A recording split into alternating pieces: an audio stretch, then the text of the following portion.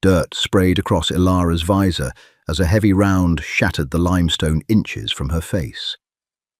Below them, her team was pinned, dying by inches in the sun-baked ravine. Beside her, the squad's best marksman lay bleeding out. She carried his bullets. Now she had to shoot them. The Hindu Kush did not care about the trident pinned to Ilara Jenkins's uniform.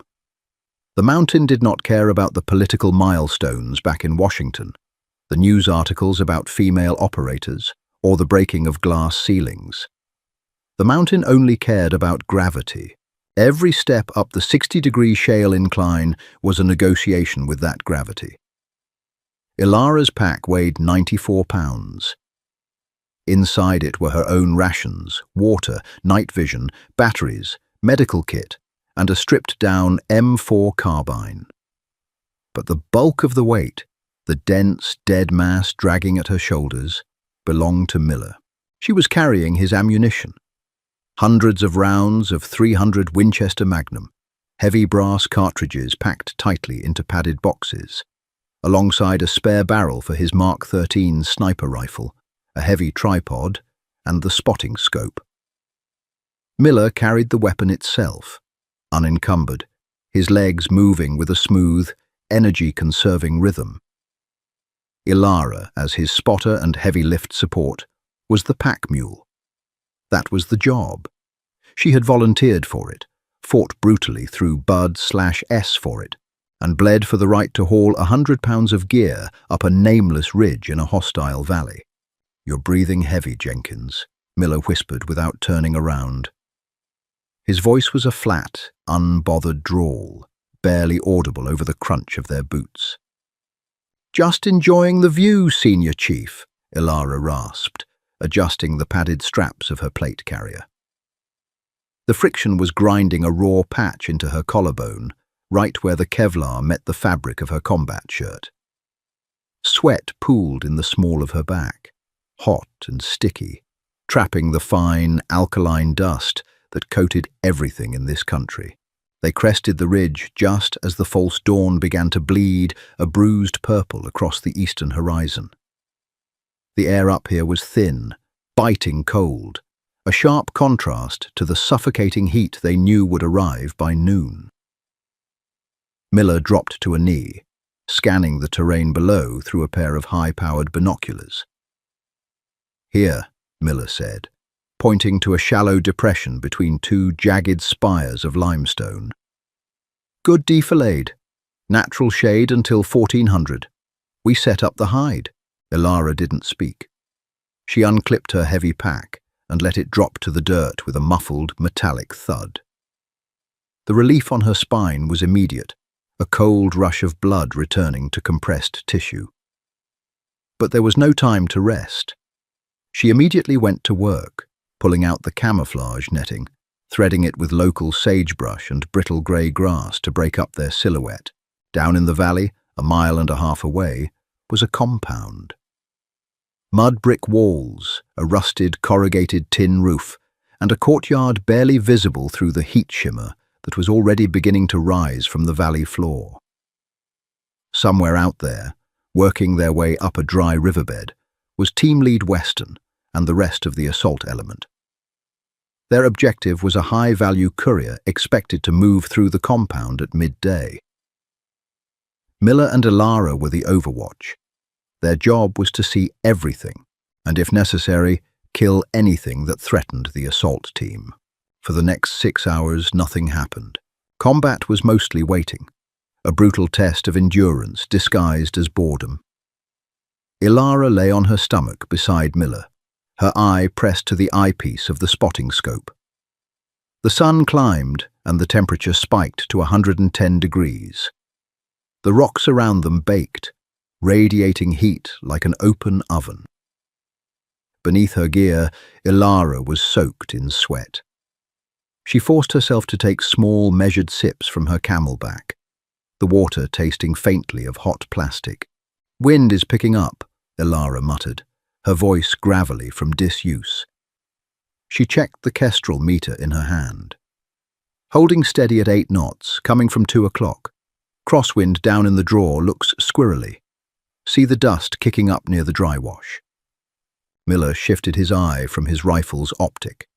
He reached out, his gloved hand moving with slow, deliberate precision, and dialed a microscopic adjustment into his elevation turret. I see it. Good catch. Density altitude is climbing with the heat. Bullets are going to fly a little flatter. Ilara nodded, logging the environmental data on a small waterproof notepad. This was their dynamic. Miller was the scalpel, a veteran sniper with ice in his veins and a mathematical mind. Ilara was the blunt instrument. If an enemy element got too close to their hide, her job was to lay down a wall of suppressing fire while Miller packed the precision gear. But mostly she was his second brain. She fed him the wind, the distance, the atmospheric pressure. She did the math, so he only had to focus on the trigger. Assault element is in position. Western voice cracked through the bone conduction earpiece, sitting just in front of Ilara's ear. The radio transmission was a tight, low whisper. Holding at the Alpha checkpoint, give me a picture. Overwatch. Ilara pressed her transmit button. Overwatch is set. Courtyard is clear. 2 military-aged males near the front gate, unarmed, drinking tea. No sign of the primary package. Copy, Weston replied. We wait. The silence returned, heavy and oppressive. Ilara watched a scorpion crawl out from under a rock inches from her elbow. It paused, raised its tail, and then scurried into the shade of her boot. She didn't flinch. Her muscles ached with the lactic acid of the climb, her joints stiff from hours of forced immobility. This was the reality of the badge she wore. It wasn't the heroic breaching of doors or the cinematic helicopter insertions.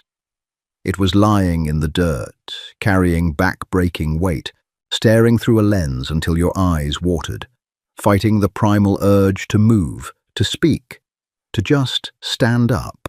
She glanced at Miller. The older SEAL was entirely still, his breathing so shallow he barely seemed alive. He was completely merged with the rifle, a biomechanical extension of the weapon itself. Ilara admired him. She had spent the last 2 years fighting to prove she belonged in this unit, hauling heavier loads, running faster, shooting tighter groupings, just to stave off the quiet doubts of the men around her. Miller never doubted her. He just handed her the heaviest gear and told her to keep up.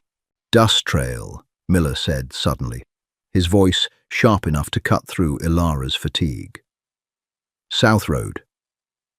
Ilara immediately adjusted the spotting scope, zooming out to catch the southern approach. A pair of beaten-up Toyota Hilux trucks were tearing down the dirt road toward the compound, kicking up a massive plume of yellow dust. 2 vehicles, Ilara transmitted, approaching the objective, moving fast. Stand by, Weston replied. The trucks slammed to a halt outside the compound's mud brick walls. Doors kicked open. Armed men poured out, carrying AK-47s and chest rigs. Ilara's pulse hitched, a slow, heavy thudding in her ears. She began counting. I count 8, 10 fighting-aged males, armed. They look agitated. From the passenger side of the lead truck, a man stepped out. He wasn't carrying a rifle. He wore a clean white dish dasher and a dark vest. Bingo, Miller whispered. Primary target is on site. The assault began with a whisper that turned into an avalanche. Weston and his element breached the rear wall of the compound using silenced weapons, taking down the perimeter guards before the bodies even hit the ground. From her vantage point high on the ridge, Ilara watched it unfold like a silent, violent play. The assault team moved with liquid efficiency, sweeping through the outbuildings, closing the net around the primary target. Moving on the main house, Weston radioed. Overwatch. Keep an eye on the tree line to the north. Don't like the blind spot. Roger, Ilara said, tracking her scope toward the scraggly line of olive trees flanking the compound. Everything was going exactly by the book. It was textbook. Perfect, which meant it was about to fall apart. The first sign of trouble wasn't a visual, it was a sound. A deep, heavy thud, thud, thud echoing off the canyon walls. It was a rhythm Ilara knew in her bones. "Deesh K!" Ilara yelled, abandoning radio discipline. "Heavy machine gun, north face!" Down in the valley, the mud brick wall of the main house exploded outward in a cloud of pulverized dust.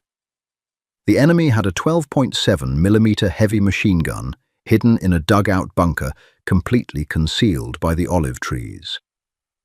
They hadn't seen it. The thermal optics hadn't picked it up beneath the thick canopy and earth. "Contact! We are pinned!" Weston roared over the radio, the background noise a chaotic roar of crumbling masonry and automatic fire.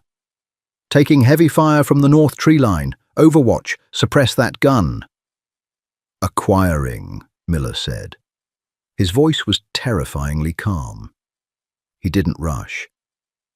Rushing missed shots. He shifted the heavy barrel of the Mark 13.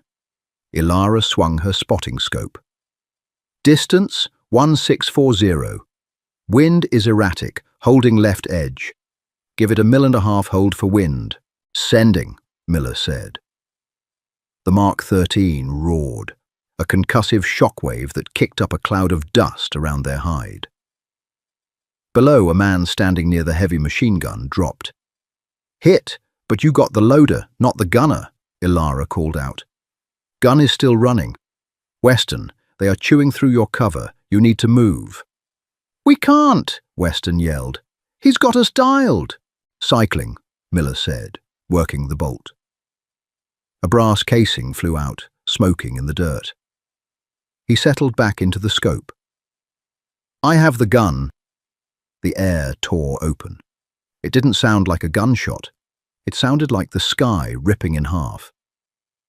A supersonic crack shattered the air right above Ilara's head, followed instantly by the deafening impact of a heavy projectile hitting the limestone pillar to their left. Shrapnel, stone and lead, sprayed across Ilara's back, rattling against her ballistic plates. She flinched, dropping her head instinctively. "Incoming! Counter-sniper!"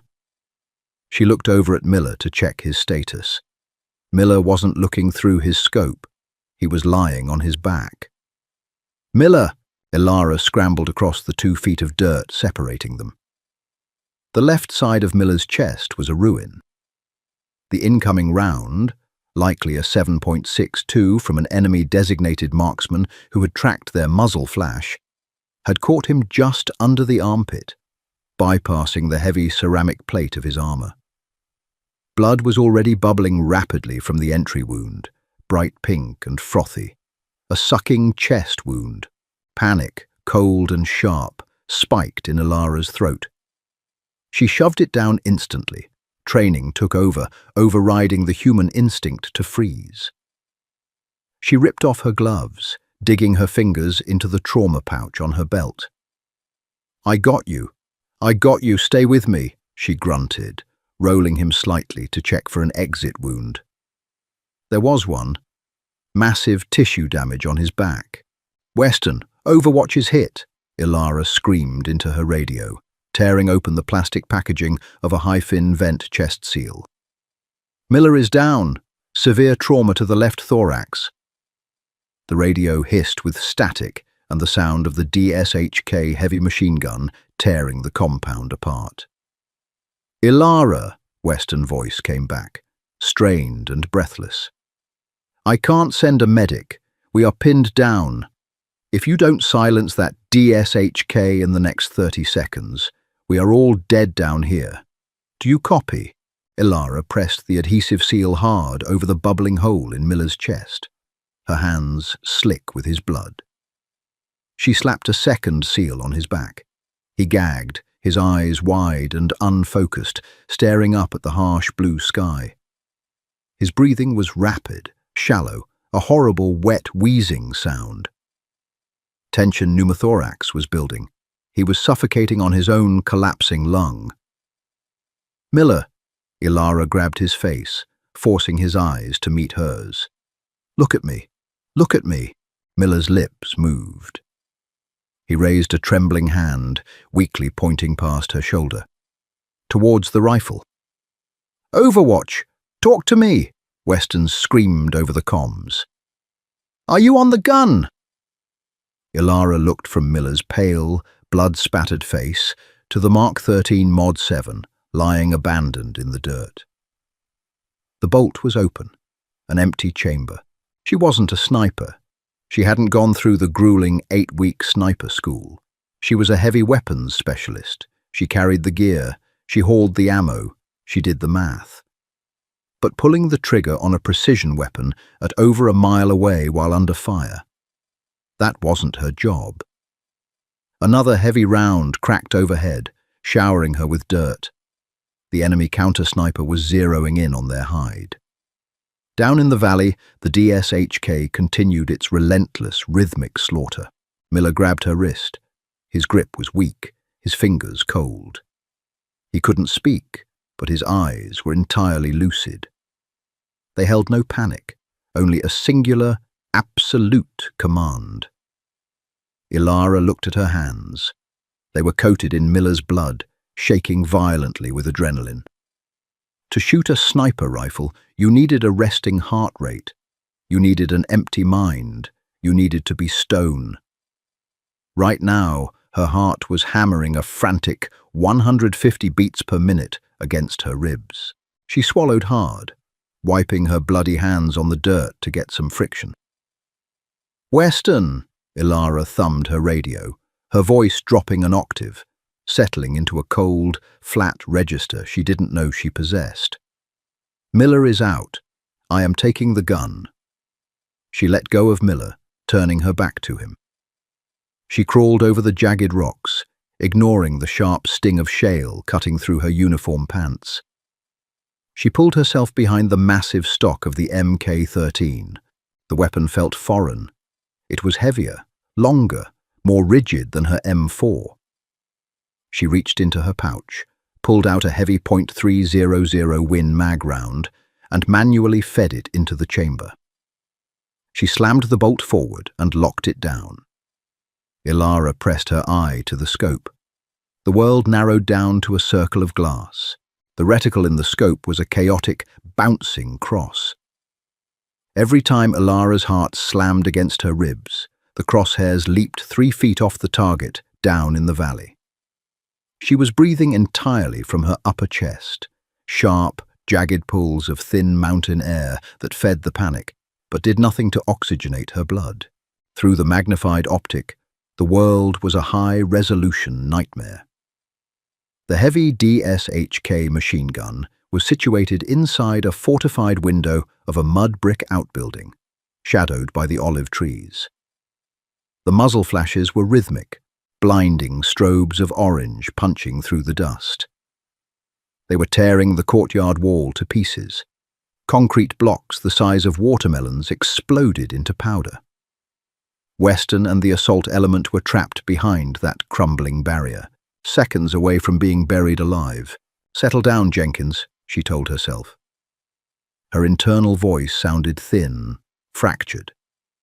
She closed her eyes, forcing herself to decouple her mind from the deafening roar of the battlefield. She needed to manipulate her autonomic nervous system. She pressed her stomach hard into the dirt and forced a deep, diaphragmatic breath. 4 seconds in, she held it for 4 seconds. 4 seconds out, the vibration in her hands lessened.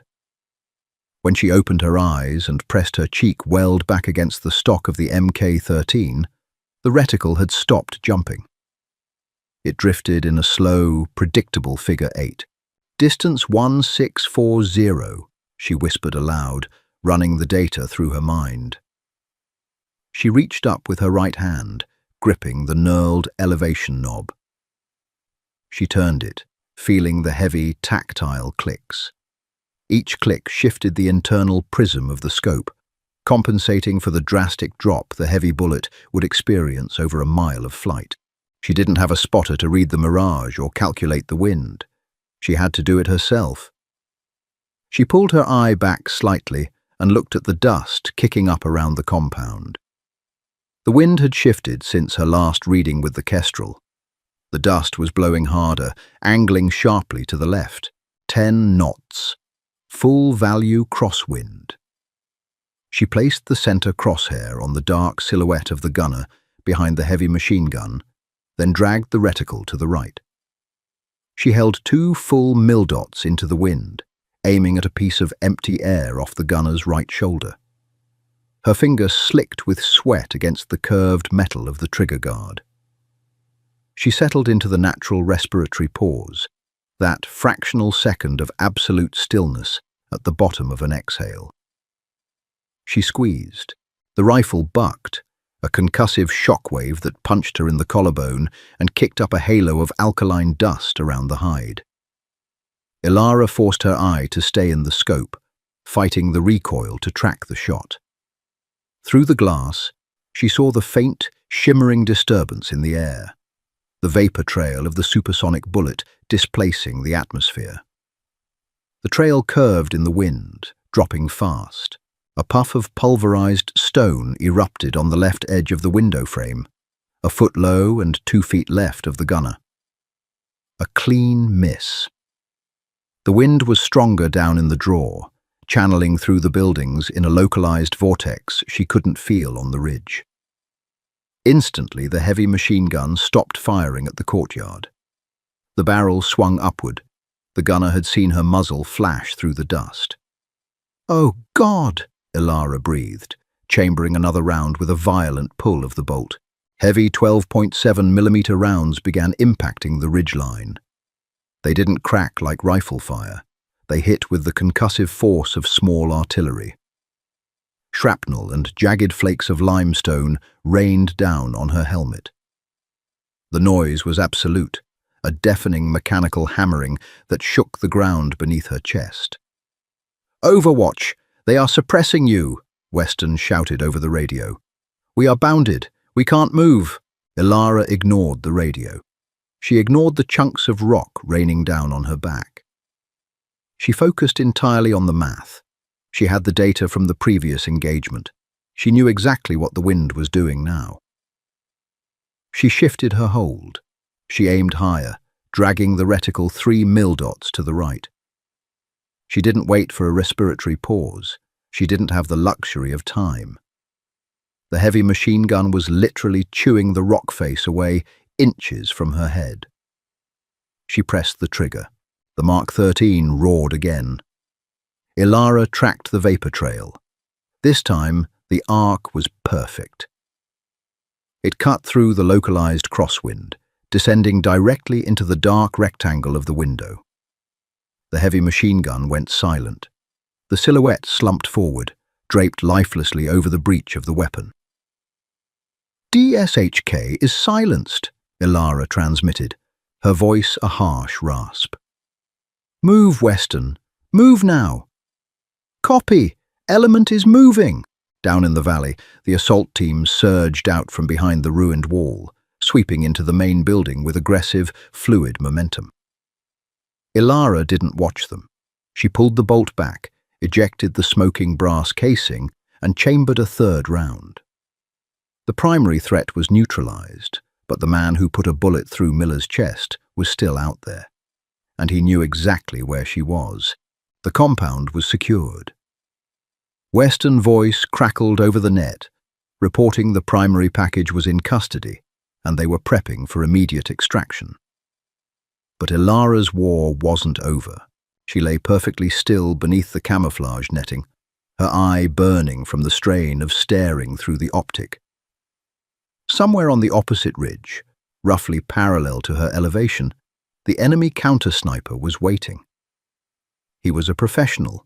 He hadn't fired since taking down Miller, refusing to give away his position. He was waiting for her to move, to break cover, to check on her bleeding partner. Beside her, Miller's breathing was a horrific, wet rattle. The chest seals were failing to vent the pressure. His lips were turning a faint, translucent blue. He was dying. She had minutes, maybe less, before his heart stopped. She couldn't treat him. Not yet. If she sat up to work on him, the sniper would put a round through her helmet. She had to hunt. Ilara methodically scanned the opposing ridge. She broke the terrain down into sectors, ignoring the obvious hiding spots. A trained marksman wouldn't use the crest of the hill or an isolated bush. They would use shadows. They would use structural anomalies. She swept the glass over a jumble of collapsed boulders, tracing the dark fissures between the rocks. Nothing. She moved to a dried-out wash, cut deeply into the shale.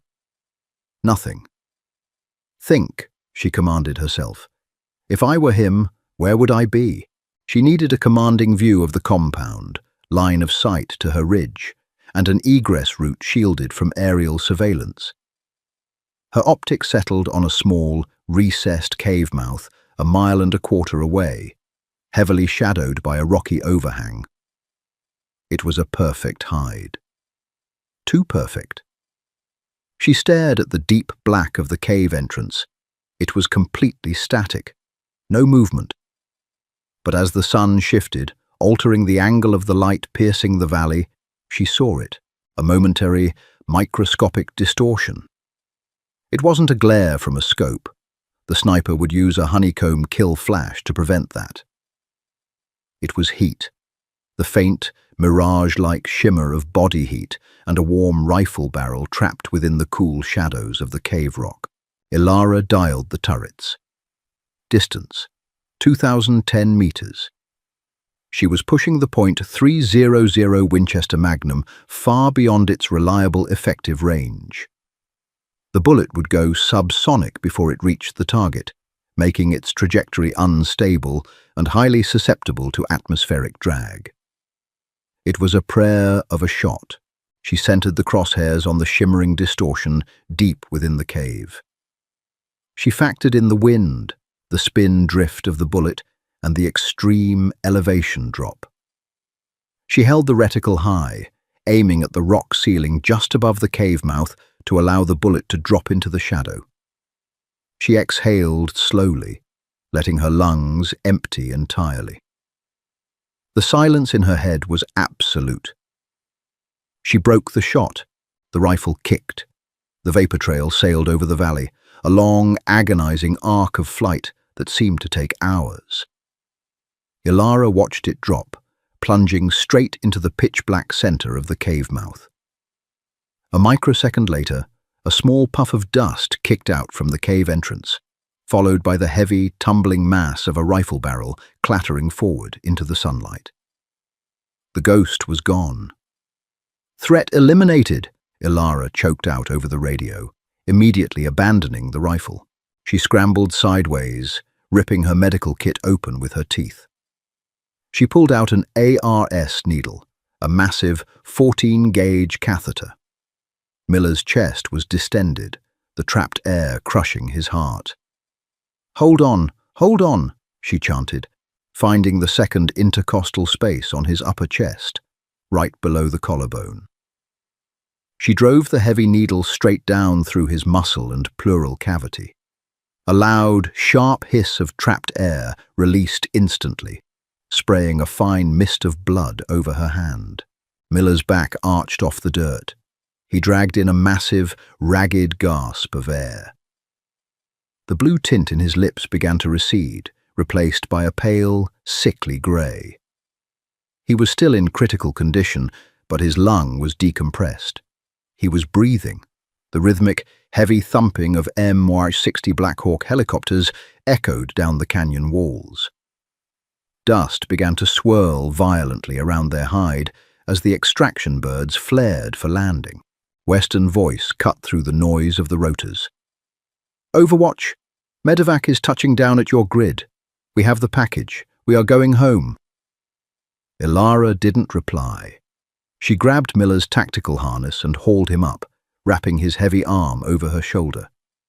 She dragged him out from under the netting, fighting the downwash of the rotors.